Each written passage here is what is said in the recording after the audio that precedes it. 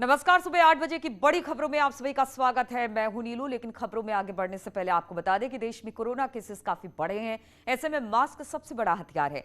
हम आपसे बार बार अपील करते हैं कि आप मास्क पहनिए। इसको लेकर न्यूज 18 ने एक मुहिम भी शुरू की है, मास्क पहनो इंडिया। आप खुद से ये प्रण लीजिए कि जब तक ये महामारी है आप मास्क नहीं उतारेंगे। चलिए अब खबरों की तरफ आगे बढ़ते हैं। अयोध्या की बात करते हैं। यहाँ पर इनामी बदमाश गिरफ्तार किया गया है। 3 दिन पहले मुठभेड़ में फरार हुआ था ये बदमाश। रुदौली पुलिस स्वात ने इसे धर दबोचा है। मुठभेड़ में बदमाश के पैर में गोली लगी है। इसरार लखनऊ का रहने वाला है और इस पर 25,000 का इनाम घोषित था। तो अयोध्या से इनामी बदमाश की गिरफ्तारी हुई है।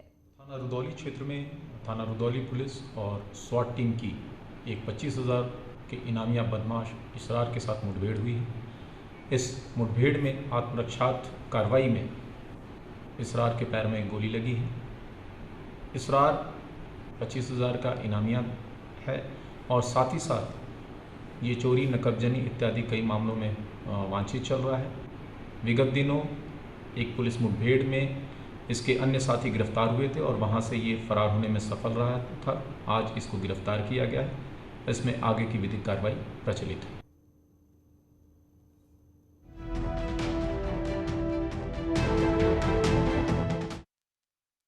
और लखनऊ में सीएम योगी आज मिशन शक्ति अभियान के तीसरे चरण की शुरुआत करने वाले हैं। इस मौके पर सीएम योगी पोर्टल भी लॉन्च करेंगे। आपको बता दें कि मिशन शक्ति अभियान से जुड़कर प्रदेश की महिलाएं सशक्त और आत्मनिर्भर बनी हैं। मिशन शक्ति अभियान के अगले चरण को स्वास्थ्य विभाग से जोड़ा जाएगा और जिला स्तर पर जागरूकता कार्यक्रम आयोजित किए जाएंगे। इसमें स्कूल कॉलेजेस के लेक्चरर, प्रोफेसर और प्रिंसिपल्स को भी जोड़ा जाएगा। तो मिशन शक्ति कार्यक्रम के तीसरे चरण की शुरुआत हो रही है। इस मौके पर पोर्टल भी लॉन्च किया जाएगा। महिलाएं बनी है सशक्त इस शक्ति प्रोग्राम से और आज होगी अभियान के तीसरे चरण की शुरुआत, जिसमें कहा यह जा रहा है कि स्वास्थ्य महकमे से जोड़ा जाएगा, जिसमें बहुत सारे लोग जोड़े जाएंगे। इनमें खास तौर से स्कूल, कॉलेजेस, लेक्चरर, प्रोफेसर और प्रिंसिपल्स को भी जोड़ा जाएगा मिशन शक्ति कार्यक्रम में।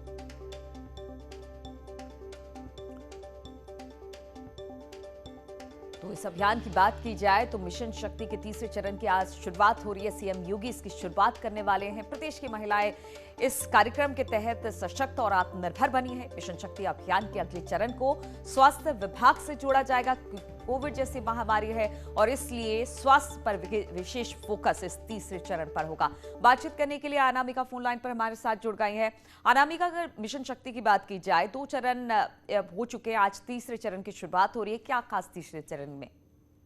देखिए नीलू, 3rd फेज की शुरुआत हो रही है आज से और इसके जो 2 चरण रहे, इसके पहले इसमें महिलाओं को जागरूक करने के लिए, उनकी सेफ्टी सिक्योरिटी के लिए बड़े कदम उठाना, पिंक वैन चलाना, इसके अलावा ग्रामीण क्षेत्रों में जो महिलाएं बेहतर कार्य कर रही हैं उनको रोल मॉडल के तौर पर पेश करना, ये किया गया। लेकिन अब जो 3rd फेज है वो कोरोना से जोड़ के देखा जा रहा है, क्योंकि ये माना जा रहा है कि इस 3rd फेज में जो महिलाएं हैं या जो लड़कियां हैं उनको स्कूल कॉलेज के जरिए जागरूक किया जाएगा कोरोना को लेकर, उनके हेल्थ को लेकर। इसके अलावा इसमें पंचायती राज, स्वास्थ्य विभाग से लेकर अलग अलग जो विभाग होंगे उनसे जोड़ करके भी महिलाओं को कोरोना में उनकी इम्यूनिटी को लेकर या उनकी सेहत को लेकर ज्यादा जागरूक किया जाएगा। हालांकि आज ही इसी मौके पर मुख्यमंत्री 40,000 जो स्वयं सहायता समूह है उनको उनके खाते में 1,500 रुपए हस्तांतरित करेंगे। यानी कि कुल 88 करोड़ रुपए की जो धनराशि होगी वो स्वयं सहायता जो महिलाएं होती हैं उनके खाते में ट्रांसफर किया जाएगा। इसके अलावा अनुपूरक पुष्टाहार और उत्पादन आपूर्ति की सापेक्ष जो एकीकृत बाल विकास सेवा समिति की जो इकाइयां हैं उसमें भी मुख्यमंत्री कुछ महिलाओं के समूह को 45 लाख रुपए जो है उसका चेक देंगे।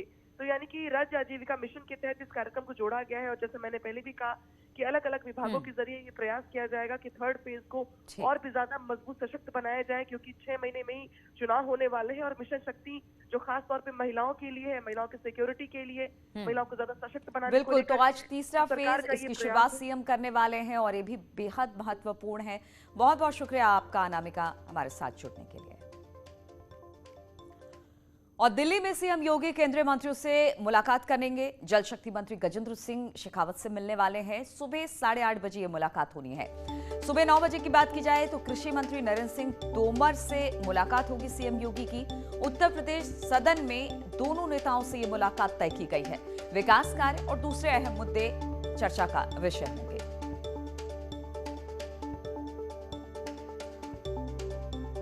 2 दिन के मंथन के बाद आज सीएम निकलने वाले हैं, लेकिन उससे पहले 2 केंद्रीय मंत्रियों से सीएम की मुलाकात।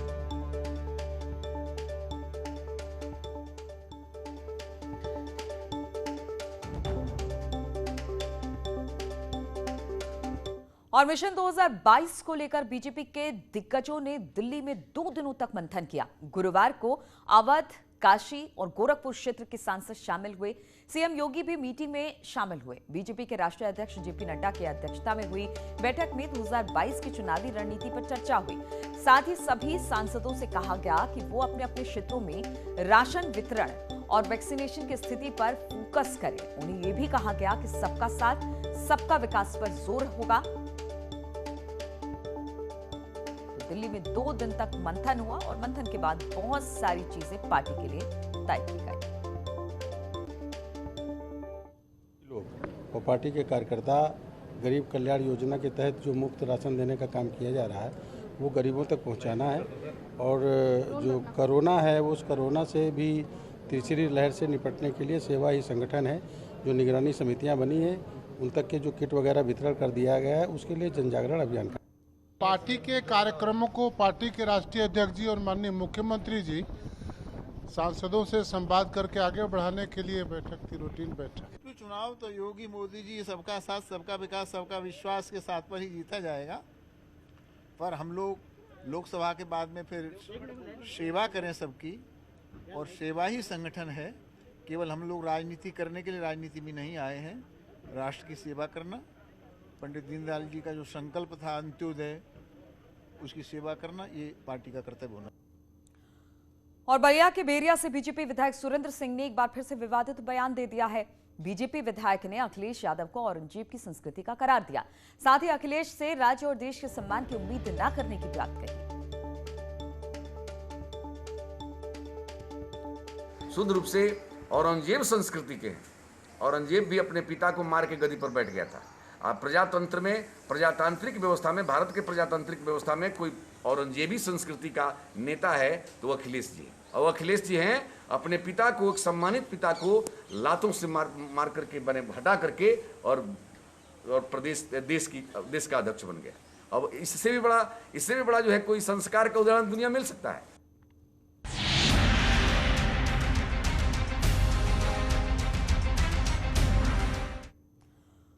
और मोदी सरकार ने अंडर ग्रेजुएट और पीजी के मेडिकल कोर्सेज में एडमिशन के लिए ओबीसी कैंडिडेट्स को 27% और आर्थिक रूप से कमजोर वर्ग के लिए 10% रिजर्वेशन देने का ऐलान किया। सरकार के इस फैसले से हर साल 5,550 छात्रों को फायदा मिलेगा।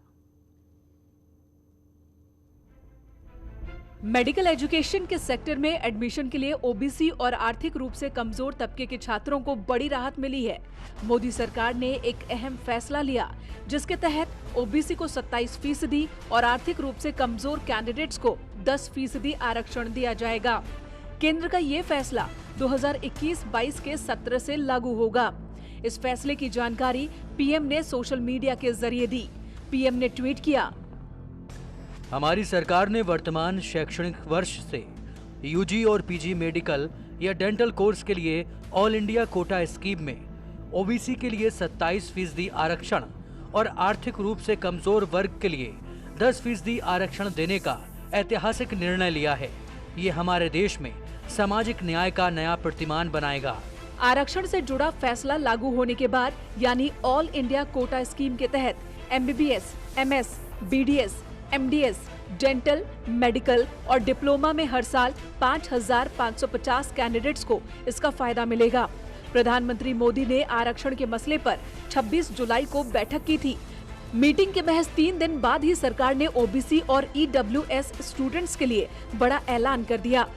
सरकार के इस फैसले के बाद एमबीबीएस में करीब 1,500 ओबीसी कैंडिडेट्स और पीजी में 2,500 ओबीसी कैंडिडेट्स को हर साल आरक्षण का फायदा मिलेगा, जबकि आर्थिक रूप से कमजोर तबके के एमबीबीएस में 550 और पीजी में करीब 1,000 कैंडिडेट्स हर साल इस आरक्षण का फायदा ले सकेंगे। मेडिकल स्टडी में ओबीसी कैंडिडेट्स के आरक्षण का मसला लंबे वक्त से सियासत के केंद्र में रहा।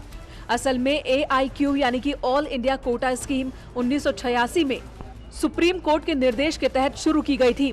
इसका उद्देश्य स्टूडेंट्स को दूसरे राज्यों में भी आरक्षण का फायदा देना था।